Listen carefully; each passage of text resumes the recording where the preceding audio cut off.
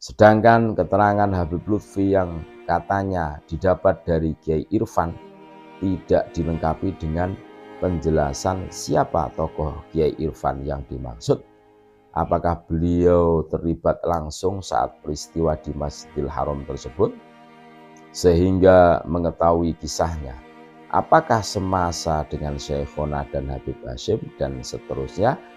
Dan sebagaimana terlepas siapa Kiai Irfan, yang pasti keterangan Kiai Asngat Syamsul Arifin yang runutannya jelas dan selaras dengan data-data tertulis dengan pembentukan NU.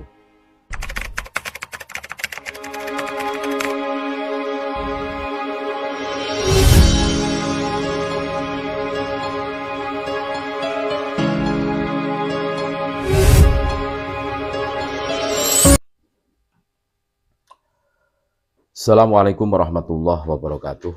Alhamdulillah. Wassalatu wassalamu ala Rasulillah Muhammad ibn Abdillah alladzi la nabiyya ba'dah. Allahumma shalli wa sallim ala Sayyidina Muhammad wa ala ali Sayyidina Muhammad, amma ba'd. Saudara-saudaraku sebangsa setanah air yang kami cintai, yang kami muliakan, yang kami banggakan, dimanapun Anda berada, berjumpa kembali dengan kami, channel Bejo Donya Akhirat. Sak bejo-bejane wong kang lali isih luwih bejo wong kang eling lan waspada. Tetap NKRI harga mati. Kemarin kami mengunggah tentang sejarah berdirinya NU. Versi Habib Lutfi dan versi dari Kiai Asngat Syamsul Arifin itu beda. Kita semua sudah mendengarkannya. Dan ini membuat kita itu bingung, membuat warga NU bingung, kan gitu. Tapi sebenarnya kami tidak bingung. Kami lebih memilih dari penyampaian Kiai Asngat Syamsul Arifin. Beliau saksi sejarah bahwa tidak ada tokoh pendiri NU itu dari Bani Pahlawi. Apalagi namanya itu dinisbahkan kepada kakek dari Habib Lutfi, kan terlalu memaksakan diri lah biar diaku di NU. Nah, ini saya membaca dari situs resmi NU online. Ini walaupun sudah lama, Ahad 19 Februari 2017. Ini tulisan dari saudara kita Muhammad Ali Rahman. Tanggapan respon atas kisah berdirinya NU versi Habib Lutfi. Nah, ini saudara kita Muhammad Ali Rahman ya, memberikan penuturan. Mengacu pada data peristiwa sejarah yang diuraikan pada tulisan terdahulu, baca tanggapan atas kisah berdirinya NU versi Habib Lutfi 1 dan tanggapan atas kisah berdirinya NU versi Habib Lutfi 2 sangat tidak memungkinkan terjadinya peristiwa di Masjidil Haram yang melibatkan Kiai Hasyim Asy'ari pada tahun-tahun itu. Kemudian untuk memperjelas bagaimana sulitnya transportasi menuju Mekah. Saat itu diantaranya kita bisa cermati perjuangan Kiai NU ketika hendak mengirim utusannya ke Muktamar Alam Islami. Langkah awal harus mencari dana yang akhirnya terkumpul sebesar 1.500,28,5 mata uang Hindia Belanda. Pendanaan siap dan Kanjeng Haji Raden Asnawi Kudus Jawa Tengah sebagai utusan pun juga siap. Langkah berikutnya Kiai Wahab menghubungi perusahaan pelayaran di Tanjung Perak, Surabaya.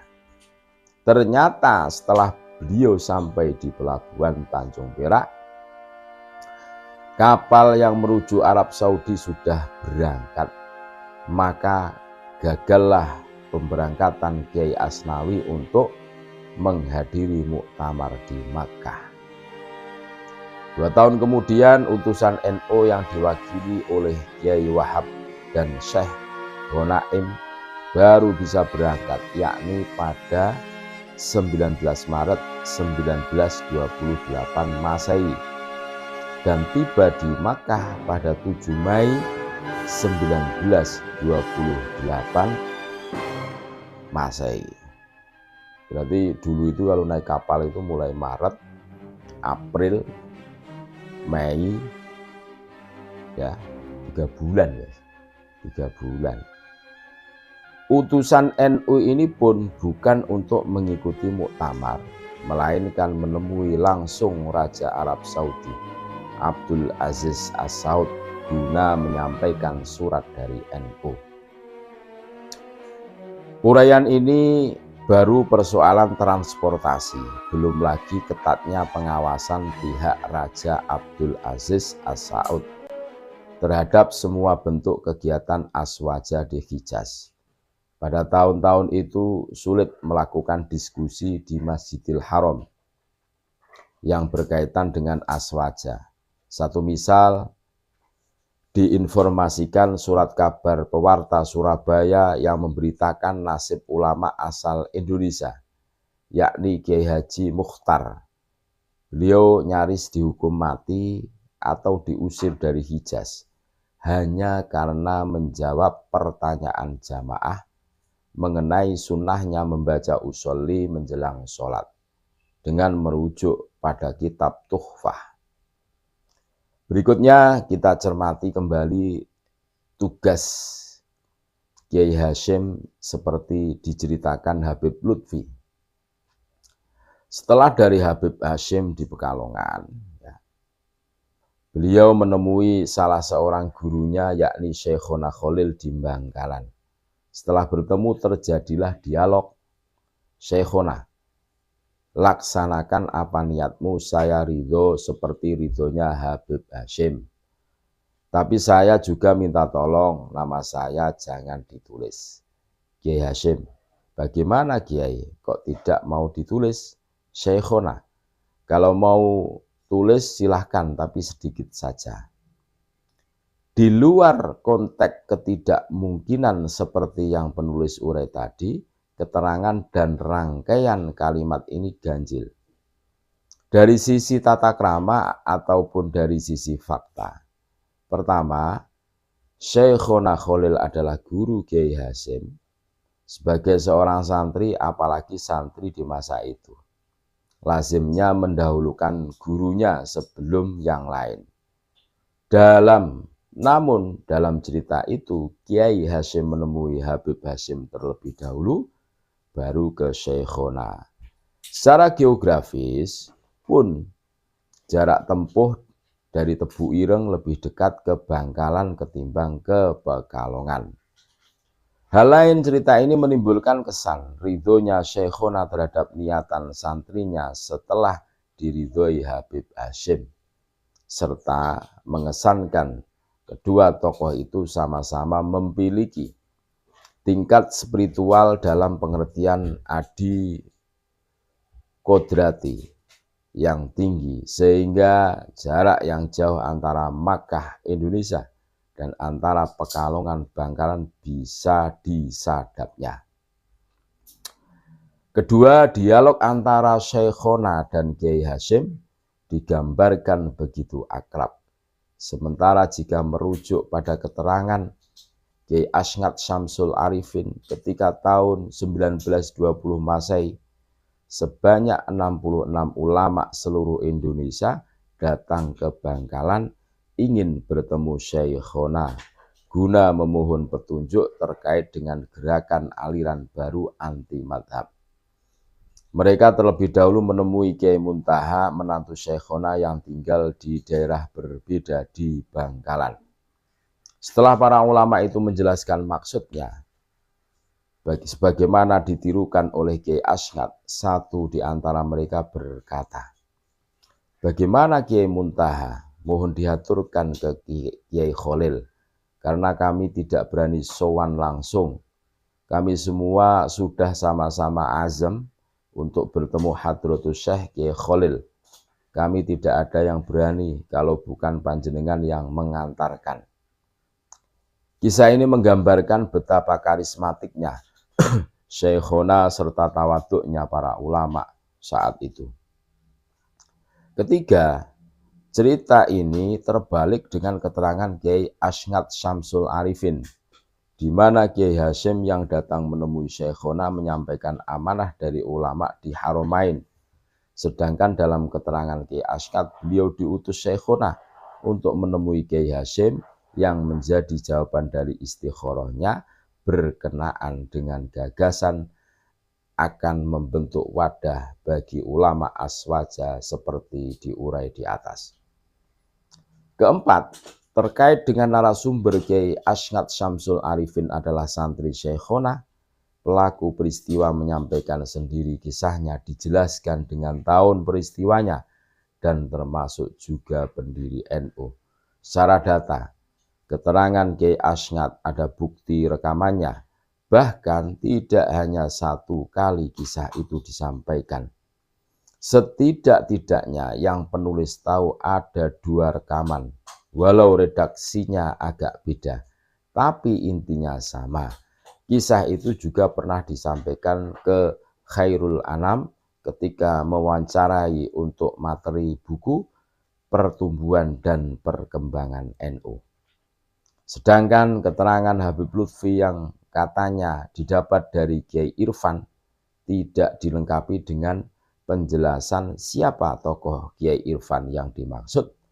Apakah beliau terlibat langsung saat peristiwa di Masjidil Haram tersebut sehingga mengetahui kisahnya? Apakah semasa dengan Syekhona dan Habib Hasyim dan seterusnya?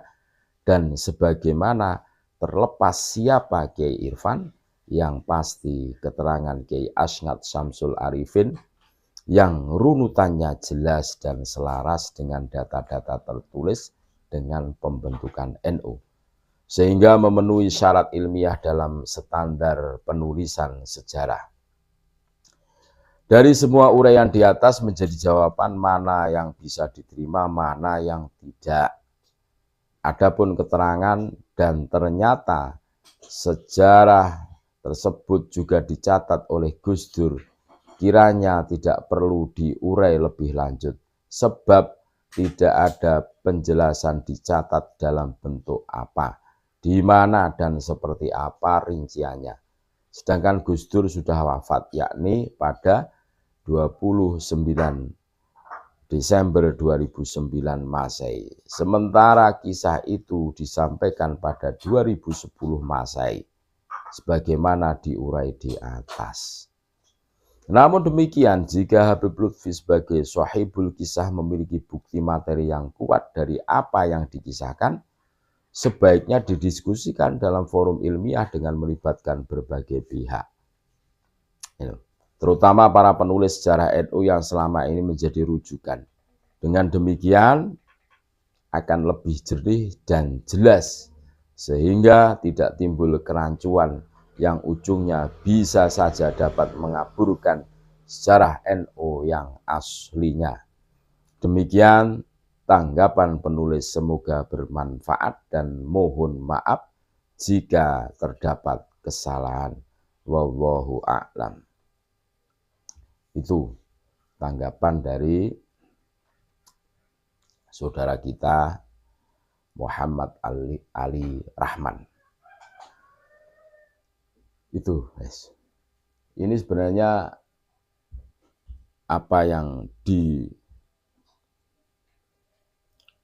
disampaikan oleh Habib Lutfi tentang tokoh pendiri NU ini membuktikan bahwa beliau itu patut diwaspadai juga, karena ya banyak kejadian-kejadian yang di situ itu mengatasnamakan ini itu, dan kebanyakan mengarah ke marganya Habib Hasyim itu kan bin Yahya yang menjadi tokoh inisiator pendirinya NU. Terima kasih, tetap NKRI harga mati. Assalamualaikum warahmatullahi wabarakatuh.